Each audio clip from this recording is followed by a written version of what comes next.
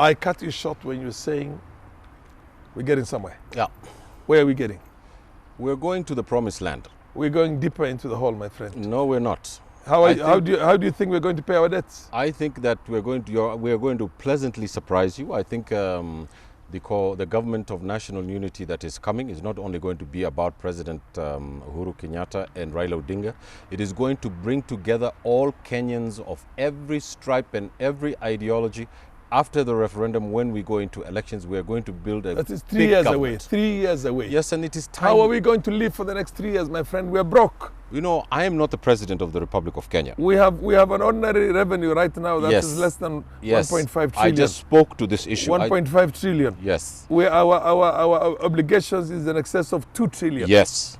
It is a scandal, Farah Maalim, that the economy has gone down, that the Ministry of Finance has been They were telling us all along we've got a growth that is close to 6%. The Ministry of Finance has become a bordello of corruption. Its minister has been charged in a court of law for over 50 to 60 billion Kenya shillings.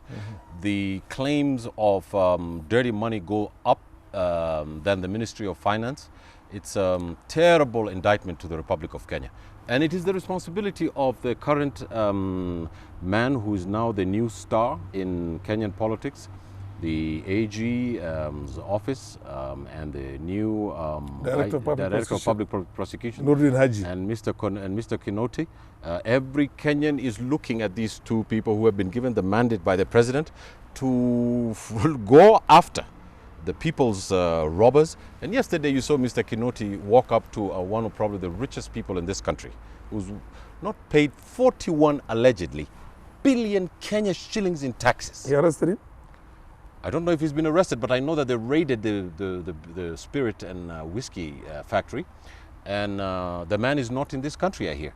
I think that when we go to the vultures at the very top who are not paying their taxes, and attack those people and say that what you're doing is criminal, and attack those people who are stealing from the public wealth. The great Caliph, Umar bin al-Khattab, radiallahu anhu, probably one of the greatest men in history, who controlled a vast empire during his time, used to walk at night in his city of Medina in people's houses to see if they were hungry or if they were cooking something. That's the level of leadership that was there 1,000 years ago. It is 2019. We have a vast... Millions of people who are going hungry. Countries, every night, children who are very young go to sleep hungry. They don't have school fees. Hopes are dashed. A revolution is born just much as is born in Sudan because a woman could not buy bread for her family. And she tore off her clothes and said, no more. In Kenya, our revolutions turn into bloodbaths because they are always tribal. They're revolutions per se, but they're not peaceful. So these two men have a obligation, a handshake with history, a rendezvous with destiny. And if they do not cross us over the River Jordan and not let those crocodiles in the sea eat us up, we would have gotten somewhere in this country. And in this region, we're the kingpin. We have to lift this region with us. The economy of Kenya is in Somalia. If this state and this government and this region don't know that they have to build a state in Somalia that is united, that is calm, and that is part and parcel of East Africa, we in Kenya are not going to move anywhere. Their money is in Somalia, the oil is there, the coastlines are there, the investments are there. These unemployed youth in Kenya who are engineers and doctors can go and work in Mogadishu. Millions of them. And they will make a lot of money and bring it back to Kenya. Somalis are bringing to Kenya $2 to $3 billion from outside.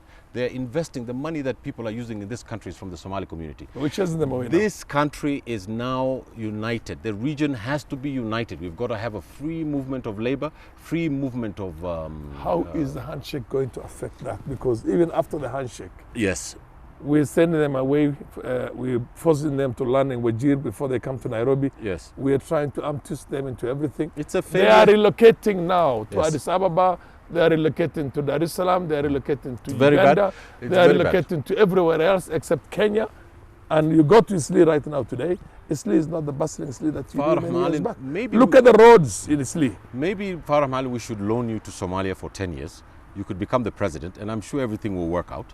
Because the problem in Somalia, Farah Malin, as you know, is that there's no political leadership. The people of Somalia are very good people. They're entrepreneurs. They've brought wealth We're to talking this about country. Kenya now. We're talking about Kenya now. We're talking about the impact. The impact. The problem is with their government. It's not with our government. The problem is that No, there's a maritime dispute in there. And Yes. like any other territorial Yes. dispute, Yes, and who Kenya- is going to blink first? Yeah.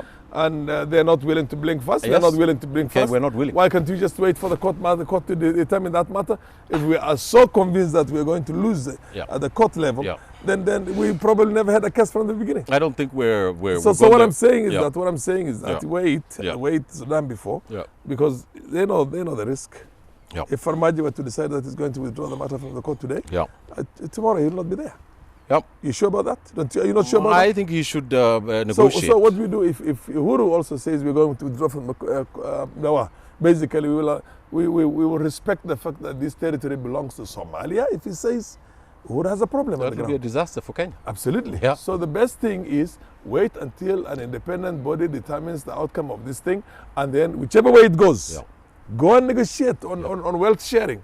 You see what I mean? My position. But then by stopping civil servants from coming and spending a couple of $1,000s in I our don't own think economy that's here, not appropriate. I mean, what are we gaining? That's not appropriate. I think what we need to do, the Somali government needs to know that the wealth has to be shared. They need to know that. Anyway,